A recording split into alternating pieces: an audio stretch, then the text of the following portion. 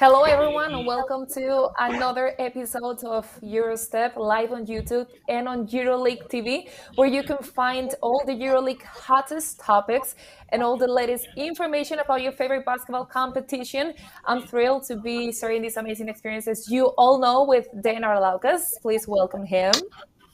Hello, the amazing Sofia Del Prado, and our amazing guest today. Correct, our amazing guest today. Yeah, your point of view, Anthony Good. Second time you're joining us on EuroStep. Everyone is also, I'm sure they're familiar with you, but I'm going to introduce you as you deserve. The host of our sister show, The Watch Along, and from Swiss Cultures. Thank you, Anthony, for being with us another week.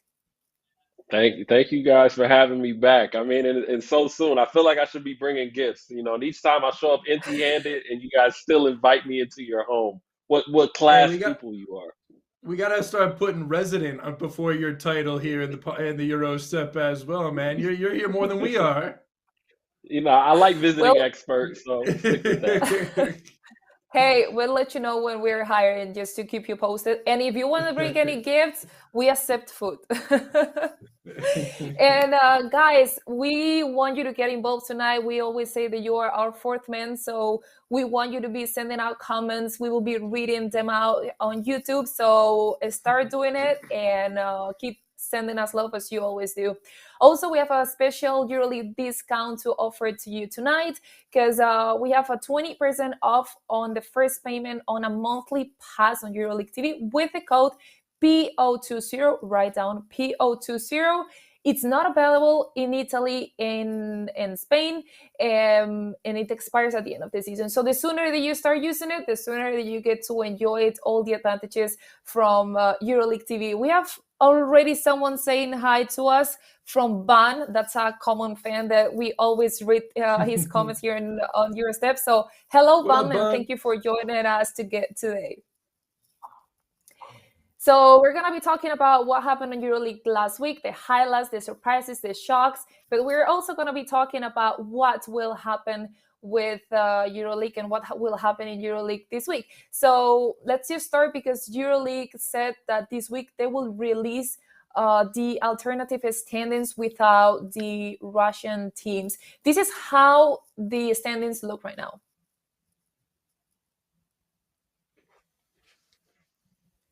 Yeah, and these are the 15 teams' non-official standings at the moment. The standings are not official until a decision about Russian teams resuming the season has been made. What's official and what was definitely a shock in EuroLeague last week was the win of Zalgiris Kaunas against Barcelona. There's been a big surge from further down the standings because they stand at the 18th place right now, and they beat the team that is at the top, Barcelona. What do you think, Dane, was for the head coach of Barcelona, Jasikevicius, and player Jakubitis to be beaten by their former team? Well, Sofia, I think the world of basketball was probably shocked by this, but Rokas Jakubitis and Saras Jasikevicius were definitely not shocked by this because these guys know they come from the Zalgiris arena. They bleed green and white, and so they understand how difficult it is to go into that stadium. It doesn't matter if they're at the bottom of the table and if whoever's coming in is on the top of the table. Zalgiris is always going to put up a fight because they have one of the best fan bases in the entire league, and that's always a team that plays well in front of their home fans. So I think a lot of people watched that beginning of the first quarter and said, Barca's about to roll again. It was 9-0. Zalgiris didn't score for the first, 4 or 6 minutes. And then they just exploded in the final 34 minutes and went for 91 points. And I'll tell you what, that was so impressive because this is a team that has struggled all year. But Lukas Lekevich has said, we got Kalathis, the all-time assist leader in the EuroLeague, coming into my house. No. I'm going to step up. I'm going to put on a show. I went for 22 and 4 and really outshined one of the best point guards in EuroLeague history in Nick Kalathis. But it was quite a match for Zalgiris, who may have just, Anthony, given the rest of the league a blueprint looking down the road on how to beat Barcelona. They won ugly, and they against a very talented Barcelona team. Yeah, I think one thing's for certain is that Zalgiris is always going to play well at home. They're always going to fight, no matter how much they're down, no matter how much they're up. I mean, the energy they get from that crowd is electric. But I think for Saris and Jokubaitis, you don't leave a team to lose. You know what I mean? So it's like going from there to Barcelona. I don't care if you're the first place team or the bottom team. You don't leave the team to lose. So losing to your former team and, having so many people there that I'm sure that they knew and a bunch of family and things like that, it's definitely going to leave a sour taste in your mouth going home. Well, I don't know if any Zalgiris fans are watching us, but they're going to have to give some big ups to Bun, because Bun they say that Zalgiris won against Barcelona and Real Madrid, so they should be in one of the playoff spots. I don't know if that's how it works, Bun, but I like your thinking.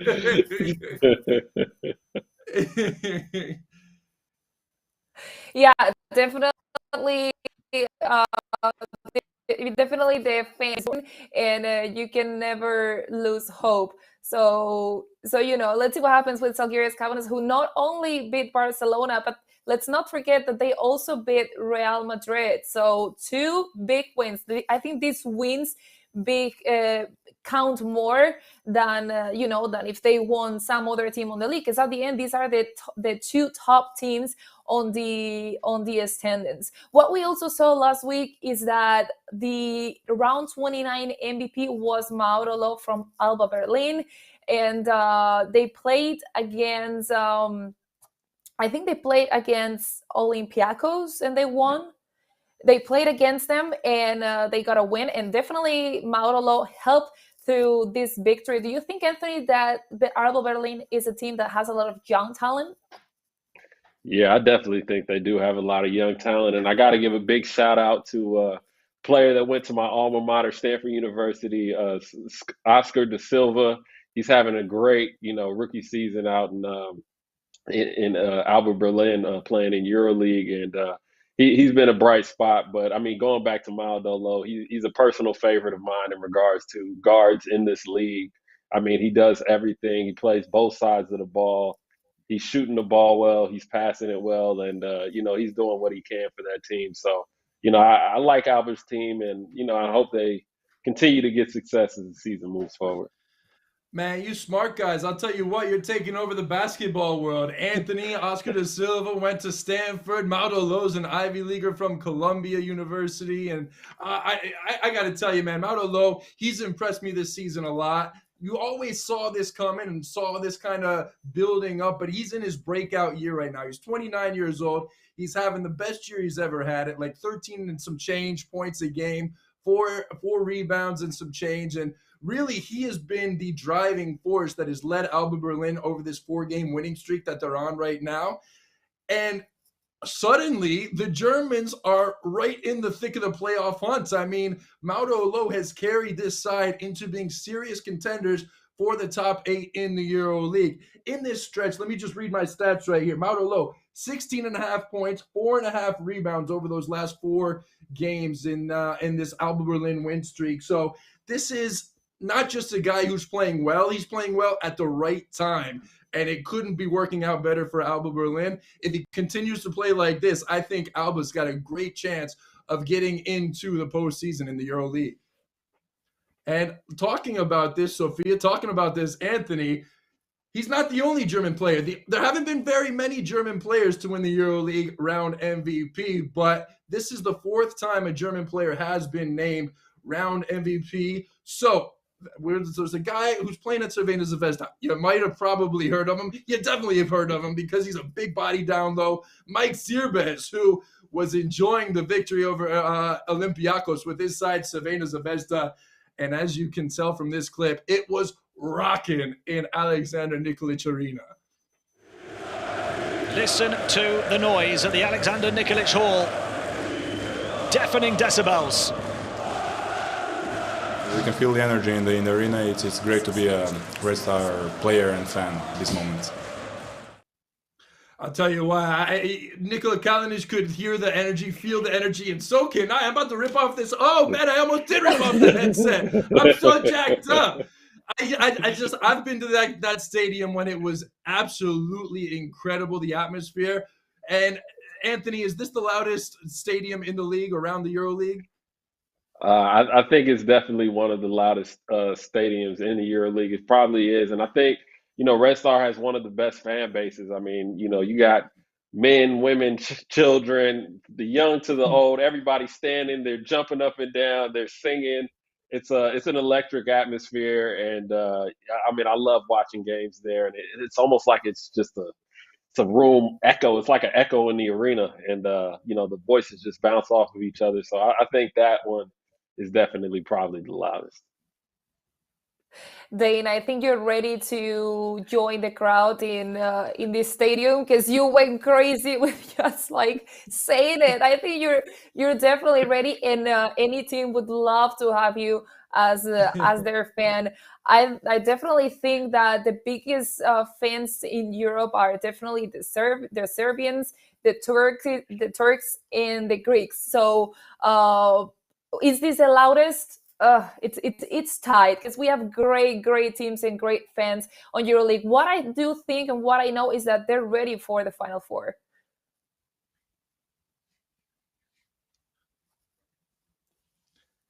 Yeah, that's for sure, and we'll see who's gonna get there, Sofia, because Milan and Madrid just had a game that we might see again in the Final Four in Belgrade in a few months' time, but it was overtime in Madrid in round 29, 5 extra minutes, and Madrid break their losing streak, Anthony, finally, with that 92-88 win over AX Armani Exchange Olimpia Milano. Yeah, can we all just have a breath of relief here, because I feel like Real Madrid, man, they were struggling, and I feel like they finally got off to a good start. They had a good first quarter, and they were able to keep the pace up. One thing that we were talking about on the watch along is Madrid finally started to get paint touches, from the guards as opposed to just the bigs, and that kind of paced them. And then at the end of the game, as everybody probably thought Sergio was going to come through and save Madrid at the end. He played some hero ball, and he made some amazing shots, carried that team through overtime, and it was just a great game all around. But yeah, hopefully this will kind of get Madrid back onto their winning ways.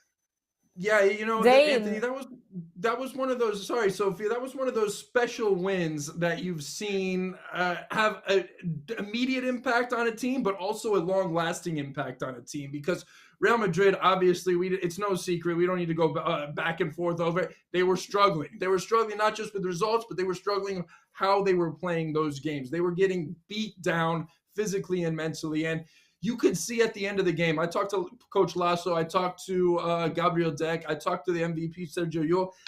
There was just like a weight lifted off their shoulders, I think. And I actually asked them in the post-game interviews, I was like, guys, what do you need this more for? The standings or mentally and morally? Each of them told me, oh, no, this was more about this right here than it was anything to do with the standings. They needed to get that monkey off their back, and they finally did it. And they did it against all odds, too, didn't they? Because they didn't have Tavares. Vincent Poirier came in, played about 17 minutes in a row, huge minutes for the Frenchman. And they were down by 7 with under 3 minutes left. A team that's in the midst of a losing streak like that, it's very easy to just let that get to you and take the loss. But they came back, they fought back, and once they did that, those extra 5 minutes, it was going to be very tough for Olimpia Milano to come back after giving up that late lead. I think it was probably the most important win of the season for Real Madrid, because, like you said, Dane, they were doing this, and they needed this win. They needed to win at home. They needed to win at home. They started pretty good, but then as the game went by, they were having some bumps on the way. And like you said, like close to the end, they were losing by 7. So coming back to at least go to overtime and try to win there, I think it was more mentally, and that win for them counted more than other wins. I think now they needed to win that confidence morally, and let's see how they develop in the next games. Now let's go to talk about what will happen this week, because tomorrow the Final Four tickets go on sale on the website f4tickets.com, and they go on sale at 12 Central East Time. So everyone that is watching, if you want to be in the Final Four, don't miss it out, because I'm sure they're going to be sold out pretty soon. We have a YouTube comment from Oscar saying that hoping for an El Clasico F4 final. We hope for that too. We cannot lie. What do you guys think? Yeah, I think that would be nice at the Final Four, and I think, you know, better than everything, we're gonna have fans back in the arena. It's gonna be an amazing atmosphere, as we spoke about earlier. Serbia has great fans. The rest of the EuroLeague fans are gonna come, be under one roof, and I'm excited. I don't know if you guys know, but I know who's going to be in the Final Four. So if anybody needs to reach out to me personally, you know, before they purchase their tickets or anything like that, feel free to do so. Or you can go watch one of the early watch-alongs, and you'll see who the true genie is here. Well, we'll take into account your thoughts. And this is the best team that you could have had last week in the Fantasy Challenge. Yeah, I don't know who's making the Final Four in the future, but I know who cut up in the past, and that was last week's Fantasy Challenge Team of the Round. And my boy Edgaris Ulanovis went for 33 PIR, almost had a triple-double with steals, and he was, talking about steals, the steal of the round at 8.5 credits. Then you got Mauro Lowe, the MVP, who was only a 11.2 credit steal for this week. I think he'll be a little more expensive after putting up 27, a career high. But Mike James, obviously, he's a plug. He's Mr. Consistent, isn't he, for Monaco? And Monaco's on this board a bunch too. Look at Alpha Diallo with 19 and 6 over Anadolu Efes in that 20-point win. And then, of course, Joffrey Levine. He went up against the Bigs of Barca and put on a show with 18 and 4. And then the Monaco coach, Saso Bradovic, had a big win to stay relevant in the playoff race. And so there we go. That is our top 5 EuroLeague Fantasy Challenge team from last week. And this is what the Baskonia players do when they have long waits in the airport and they have to wait for flights.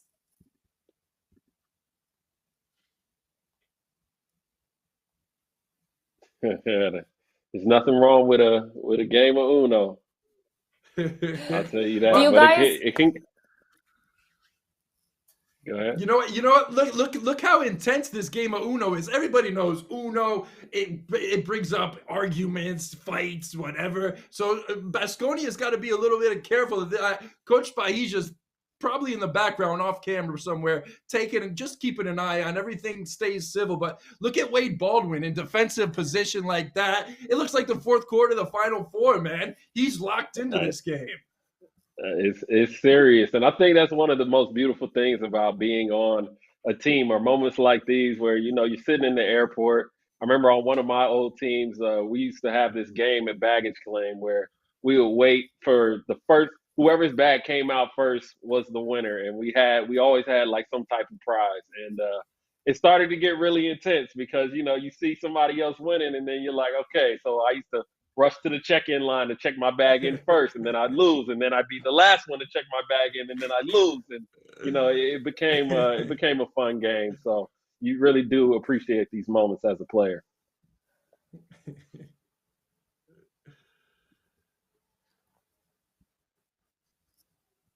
So we have someone saying Paulius saying Zalgiris. I don't know what that means, but hey, go Zalgiris. I don't know if I don't know if it means that the Zalgiris will be on the Final Four, but you know, that can be a little bit hard taking into account where they stand, but you can never lose hope. Now let's talk about the game of the week, one of the biggest rivalries in Europe. I'm talking about the game between Olympiacos and Panathinaikos that will be played this Thursday. We're in Athens, the cradle of civilization, the birthplace of democracy, as Olympiacos host Panathinaikos. Oh my goodness, that's fantastic. is a furious, ferocious slam dunk. Up strong and rocking the rim. Local pride and plenty of passion at stake. It promises to be a thriller.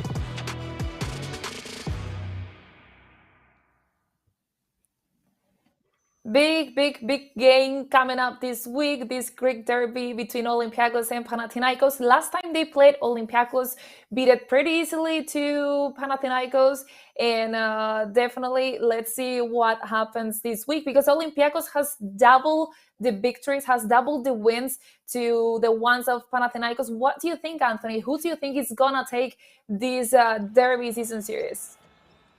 Well, I've been riding with Olympiacos, the entire season. They're my sleeper to get into the EuroLeague Final Four, and I believe they're going to close out this derby, especially at home. I mean, these guys are phenomenal at home, and I think Panathinaikos is unfortunately going to have to go into the wrong neighborhood to try and get a win. So I see the game being much closer than it was last time, but I got to go with Olympiacos for this game. Let's not forget that Olympiacos is playing. Sorry, Dane. Let's not forget that Olympiacos is playing tonight against Zalgiris Kaunas. Do you think that will make a difference? I don't think it will make a difference for that game, because that's a game that you get ready for, you get pumped up for, with no need for any sort of extra motivation or any sort of, even if you got some tired legs, that doesn't matter in a game like that. But I will say, watch out for tonight's game, because Olympiacos just fell to Alba Berlin. To Alba Berlin, and then they're going into the new giant killers of the EuroLeague right now in Zalgiris. So watch out there. They might trip up before that derby game coming up in a couple days' time. So have a look there, Anthony. I don't know how you feel about that, but I'm predicting just a bit of a little stumble here for Olympiacos tonight. Yeah, I mean, Zalgiris, obviously, they play extremely well at home. I wouldn't be surprised. And, I think, I've been on a team where we were the last place team in the league, and our whole motto was at the end of the season, let's mess up everybody else's season. Ours is done. So I think Zalgiris is definitely giant killers, and I could see them walking away with a win, but I don't think that's going to matter much come time for the derby. We will definitely be talking about predictions, and we will be seeing what Dane's dog prediction is this week. But we don't know who's going to take this game of the week. But what this sports writer guy is saying on YouTube is that he loves the atmosphere at Le Astrobal, a small arena, but when it's packed, it's so loud. So one thing for sure, there will be noise. There will be a lot of emotion in this game. And I'm sure that we are going to be talking about the noise that was made on this game. Anthony, you're going to be following this game on the watch along on Thursday, right?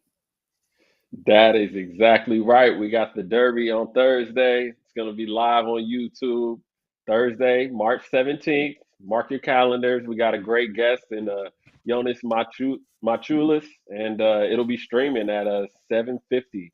Central Eastern European time. Dane, write that down. Write it on your, on your refrigerator, I got it, on your forehead, wherever you got it, whatever you got to do to remember. I need to see you there as well. You can't do nothing without me having every move and makeup that you're making recorded in my phone or something. I always know where you are, Anthony. Hey, I appreciate that. I appreciate that. So, guys, let's watch the video. I want to see what Napoleon got this time, and obviously, no predictions for the game. What's up, EuroLeague fans? What's up, EuroStep fans? Here we are back with Napoleon for the second straight week. He's going to give us his picks for the game of the round. It's the Greek derby at the Peace and Friendship Stadium. Olympiacos and Panathinaikos. Let's see who you got, buddy. Here you go. Stay there. We're going to get him some treats. The paper. Olympiacos. Panathinaikos. The terms of the contract. Math doesn't work without snacks. And let's go. Go. Who's he going to? Who's he going to? It's quick. Oh, he's going with the Greens away from home. And he's got the big upset in the Greek derby. Panathinaikos is his choice. Send us your picks for the next coming weeks. We want to know your dog, your bird, your cat. If you got a lizard, we want to know their picks, and we'll put them on the videos in the coming weeks. What's up, EuroLeague fans? What's up, EuroStep? So yeah, that's Napoleon's prediction, Sofia, and so I think I got to go with my pooch. I like Panathinaikos too, Anthony. I know that you're gonna roll your eyes to my explanation because you got Olympiacos in the Final Four. That's basically all you've talked about all year long.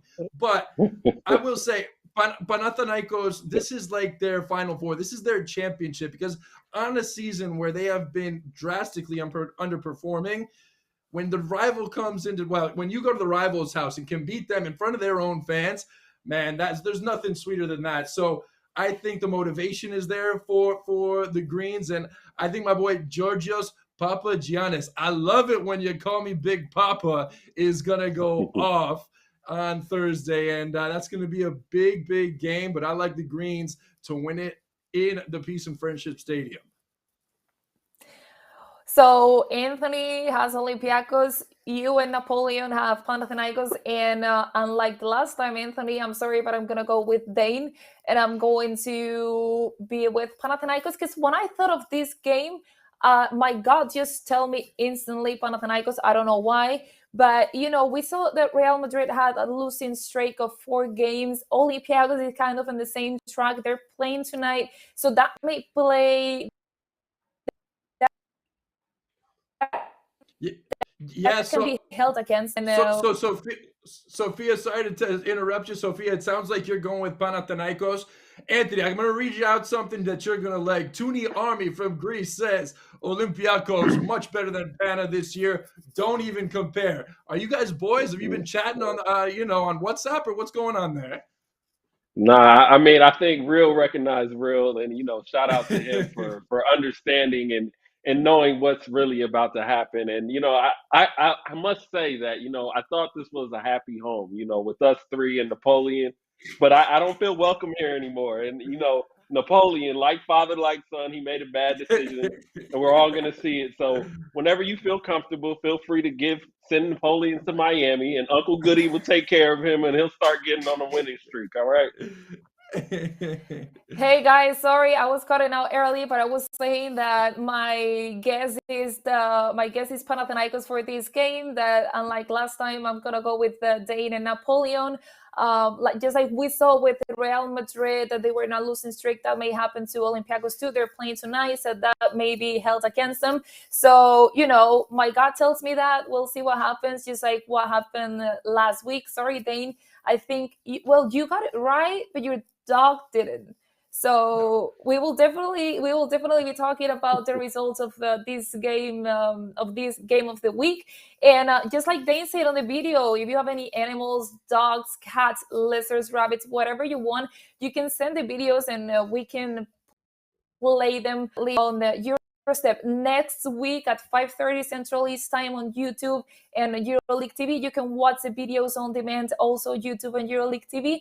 And don't forget the discount code PO20, 20% off on your first payment on a monthly pass for EuroLeague TV, excluding Italy and Spain, and expiring at the end of the season. You can find all EuroLeague content on social media: Facebook, Twitter, Instagram, TikTok, and we're gonna be back next week with more EuroLeague information and EuroLeague news. Thank you so much, Anthony, for joining us today. It's been a pleasure to be sharing this visiting expertise and to share this amazing resident expertise with you, Dane. Thank you so much.